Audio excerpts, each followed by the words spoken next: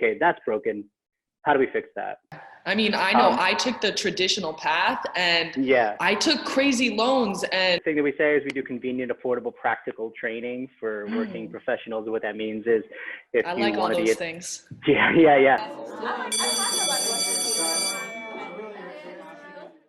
Hello, all those beautiful faces. How we doing? Stephanie checking in with another episode of Class Disruption, disrupting the status quo of the education market.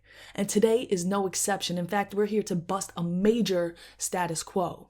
Right? One of the most conservative forces in education. And again, I mean conservative in the sense that it's a traditional institution maintaining the status quo and preventing forward progression. And in this case, it is the forward progression of public education. And that force is none other than academia. Yes, academia, that prized institution that we all have to go through in order to become teachers. Because really what they do is they take their scientifically backed research and their jargon and they act as gatekeepers. And while that may not be the case for every single institution and every single master's program, it is my opinion that in general, they act as gatekeepers. They provide the politicians and the big corporations and publishing companies more fuel for their machine. We can call it the academia industrial complex. I went to one of these traditional 2-year programs to get my master's in education. I went to Brooklyn College. And yes, I had some great professors. I took some great classes. And I want to give a special shout out, especially to Sonia Murrow. She helped support me through the program. I was pregnant my second year. She helped me get done my student teaching, my ed TPA, and just get through all the courses I needed to in order to start teaching the next year. And so big shout out to her. In fact, I'm going to send her an email after this and see if we can't get her on an episode here. But as I was saying, in general, the program left much to be desired, particularly in terms of relevancy and contextualized practice. What I kept hearing over and over again is, oh, it'll make more sense once you're in the classroom teaching. And I was like, so when's that going to be? And nobody really had any good answers. They were just like doing their job, continuing on, and keeping that status quo. And so that's why when I started teaching, I was really drawn to programs like the Teaching Fellows, who I've been fortunate to work with as a coach for the past 3 summers. And now I'm working as a coach with New York City's collaborative teaching program, which a student teacher comes in and they spend the whole second semester working with me and gradually being released into the full responsibilities of class. And to me, programs like that just make so much more sense because when they do attend those grad school classes a couple days a week after school, that theory that they're learning actually makes sense in a context they're practically applying every single day. And that's why when CITEonline reached out to me, I was also very interested because they offer in-person, affordable, online master's programs and certificate programs for teachers and counselors in the greater New York City area. And so they're really getting into this mixed model. And while I've never taken a class with them, I was certainly eager to talk with them and really discuss how they're progressively pushing this education market and making it more affordable and more accessible for more teachers and just make it make more sense. So without any further ado, let's go ahead and get John in here. So CITE's been around since the 80s. The thing that we say is we do convenient, affordable, practical training for working professionals. What that means is if I you like all want to be those things. Yeah. So if you want to be a teacher, we have programs for you, whether you're just starting out and you don't have any certifications, or if you have your initial certification and need professional, or if you have those and you need your license extensions. We do all that. We also do school counseling, certifications and master's programs. We have an administration program, a doctorate program. So we kind of run the whole gamut in K-12 education. And we do some stuff outside of that. We have a public administration master's. But CITE's focus has been really, I know you focus on like disrupting models, right? So CITE's focus CITE's looked at the education of teachers, and to us, it didn't make sense that people would be in the classroom all day and then have to go to class after that for another like if you're a teacher and you're working until 3:30 and really like what teacher Right. ends their work at 3:30, right? And then you've got, right? And then you've got to be in class from 5 to 8, and then you've got to get home and you have kids, you're missing that whole. So what Site did was we were like, okay, that's broken. How do we fix that? So we decided we could do these accelerated classes. We work on weekends mostly, so that you're in class for 5 weekend days and you get 3 credits out of that. So they're convenient in that way. The classes are in all 5 boroughs. They're also super affordable. We come in under nearly everybody else in the city. Okay. And they're all taught by, you know, they're practical. They're all taught by educational leaders who are still working. A lot of times you go to these programs and they're people who have kind of been out of the classroom for a while. But these are all hands-on, practical solutions to the problems that you're going to face every day in your class. Awesome. That sounds like something, again, you're hitting all those points, affordable, convenient, and exactly what we need. So yeah. What do you do with them? Like, what's your role? I work in marketing with Cite, and so what that means is a lot of different things because we're a small company, but I run our social media, I do a lot of content development, I do a lot of outreach, I handle our alumni program, so a lot of different hats. All right, so then you must definitely be familiar with Gary Vee, and I had asked you to listen to that clip, right, about how he sees the institutions that are really running education now is becoming irrelevant. And so how do you see, you know, that macro landscape of education shifting, and how does CITEonline really like fit into that or disrupt that and be the answer? Yeah. So I think the thing that I like the most about Gary Vee is when he talks about giving value, right? Like his whole thing is you've got to give. So what we've tried to do, we take a lot of lessons from him actually, and how we interact with both internal clients like our students and external clients, right? We're trying to give everybody networking opportunities, interview workshops, resume workshops. We provide yoga classes for students, so there's mental health components. You know, like we're trying to give people as much value as possible. But in terms of college, I saw what he was talking about with college, and obviously the cost of college is out of control, right? Student debt's a huge problem. But I think the thing that he's getting at is less about college itself being irrelevant and more about like, you don't have to ask for permission to get started on the thing you want to do. You know what I mean? I'm not good at that. Like, I think his thing is like, the thing that you don't need from college is the permission to get started. You could start right now. I've met kid entrepreneurs who are like, they've got their little farm and they go to the farmer's market. Or like you've got a YouTube channel, right? Like you can start the thing that you want to start, I think is his point. My son is 8 and we watch a lot of videos of kids putting together Legos. He loves these videos, and it's just like one camera on this kid, on his hands. It's not even on the kid. As he puts these Legos together, and he kind of talks about what he's doing, and he does his own builds, and he's got hundreds of thousands of views on these videos, right? There's a kid who unboxes toys and does reviews who's got millions of views on this video. Like, so I think the thing that Gary's getting to is like, because of the kind of democratization of content creation,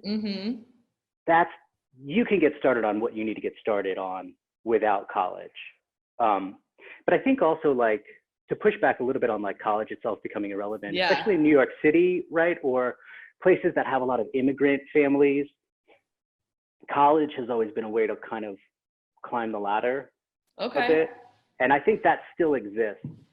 There's obvious problems, accessibility, affordability, obviously, right? But that idea of like, you can come here and own a store and your kids can go to college and like you can sort of build that. I think that does still exist, with the caveat of course, there's those problems of like student debt that we've got to figure out. Right. Okay. So the thing itself, like education is going to be there, but the form, right? Because it needs to now answer to this group of people who already have access to a lot of the information. They just need to figure out how to package it up in more accessible ways. I think so, and that's what we're trying to do, actually. So, like, awesome, and that was going to be my next question. Yeah. Well, there's a lot of career changers now, right? Like, people don't get a job and stay in their job for 20 years, 30 years anymore. There's a lot of people who, we see so many people in our school counseling program or our teaching programs who come from the financial world, and they're like, I was doing this, it's not who I am, I thought this is what I wanted, but I'm not making a difference in the world, I want to do that. So they come to us, and because they can keep working while doing our program, like we have these weekend courses, or our courses are also on school breaks and weekdays during the summer. Nice. People who are in a job that they can't afford to leave can still take our courses and end up doing the thing that they want to do. Awesome. So, so we're trying to address that need. Yeah. I mean, I know I took the traditional path, and I took crazy loans, and because I had to subsidize not the school itself, but my lifestyle. Like, I needed to pay rent, I needed food, and like I was working, but obviously like I couldn't work the same amount of hours I would if I wasn't in school. So I was using loans to hold me over on my bills. Yeah. And so many people do, right? And when we're looking at teachers can't afford to not teach while they're trying to further their career. Like, you want to be an assistant principal or a principal, you're going to keep teaching while you do that, right? So of course, how do we make it the most accessible, affordable thing that we can do? And so what we settled on was, well, we've got these weekend courses, they go super fast, 5 Saturdays, you get 3 credits, but we've also started partnering with school districts now. Okay, awesome. So we're going to, in fact, it's going to be even more convenient because we're going to bring these courses right to the districts. We're talking with a couple districts in Queens right now, a couple districts in Brooklyn, one in the Bronx, so that teachers don't even have to go any farther than their own school, right? Because the schools know too. The schools are like, I want to take care of my teachers.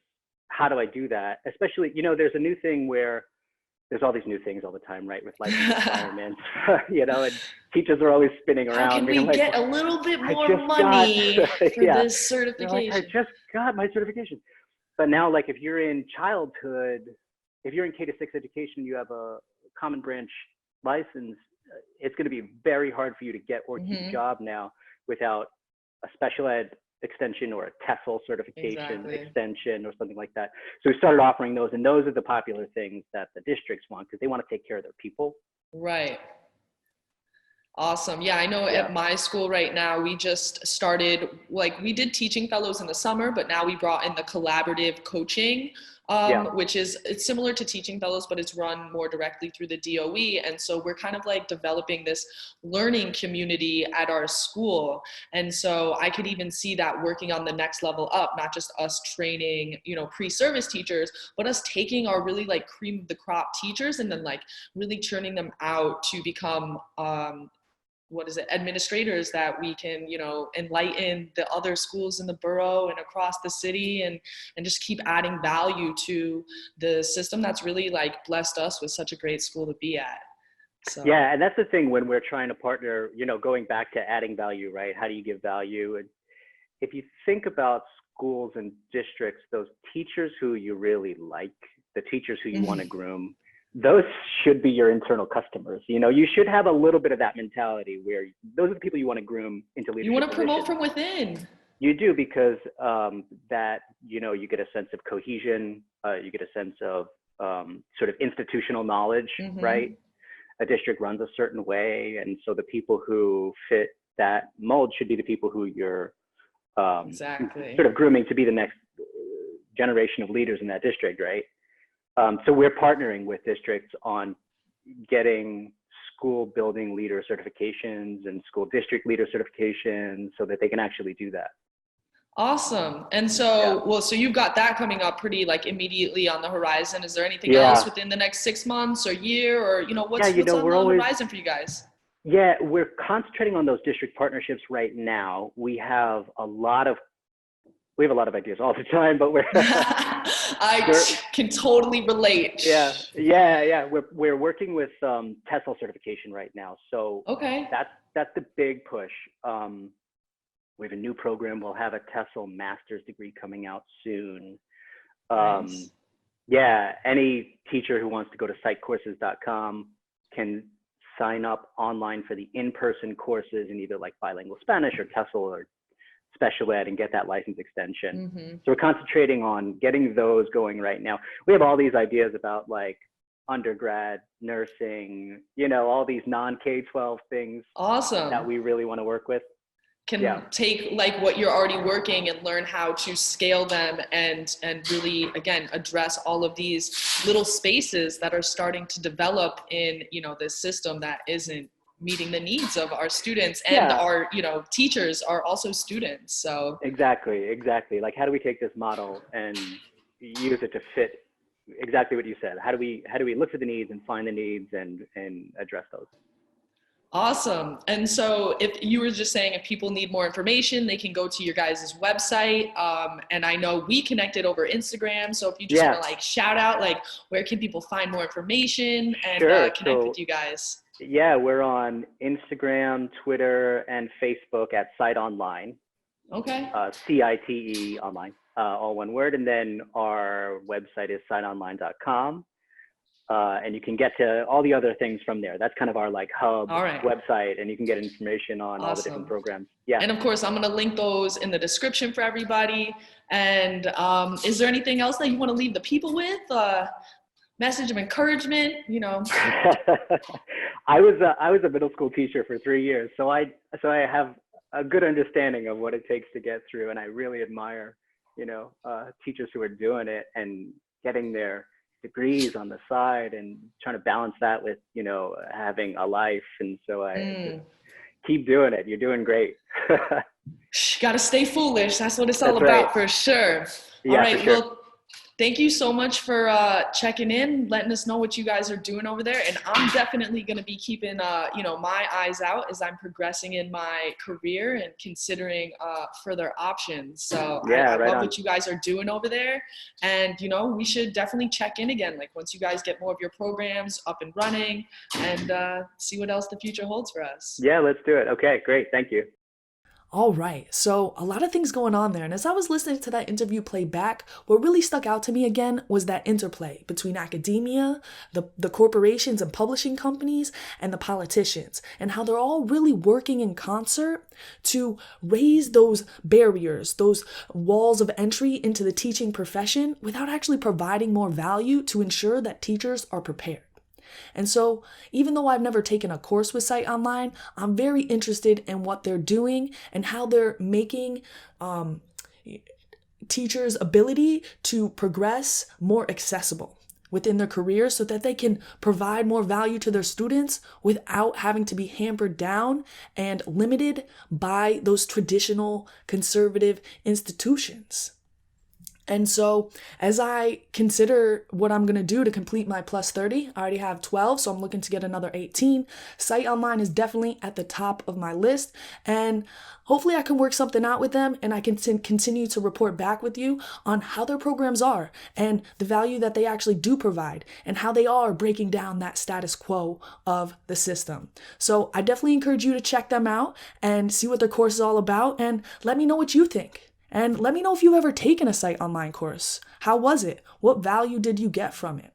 And let's keep this discussion going. Let me know all your thoughts down in those comments. Of course, like, subscribe, and the most important thing you could do is just share this with other educators so that you could motivate and influence them to be a class disruption, disrupt that status quo.